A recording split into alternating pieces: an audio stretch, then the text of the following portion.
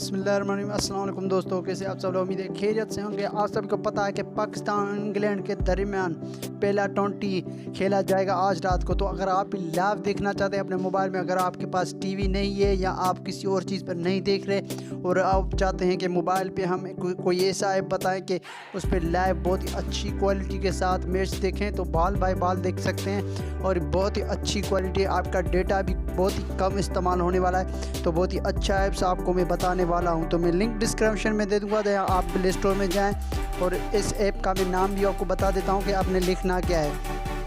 तो आपने लिखना है टेनिस स्पोर्ट। तो आपने टेनिस स्पोर्ट लिखेंगे, थोड़ा सा नीचे आए तो ये देखिए तीसरे नंबर पे ये ऐप्स आ गया। बहुत ही इजी यूज़ में है, बहुत ही अच्छा ऐप्स है। तो यही आपने इंस्टॉल करना है। बहुत ही अच्छा है, डेटा भी कम यूज़ कर लेता है और बहुत ही अच्छी क्वालिटी में ये इस्तेमाल होता है। तो यही आपने डाउनलोड करना है। बहुत ही अच्छा ऐप्स है, इसकी रैंक भी आप देख सकते हैं। बहुत ही रिव्यूज़ इसके बहुत अच्छे हैं और ये लाइव क्रिकेट बहुत ही अच्छा दिखाता है ये।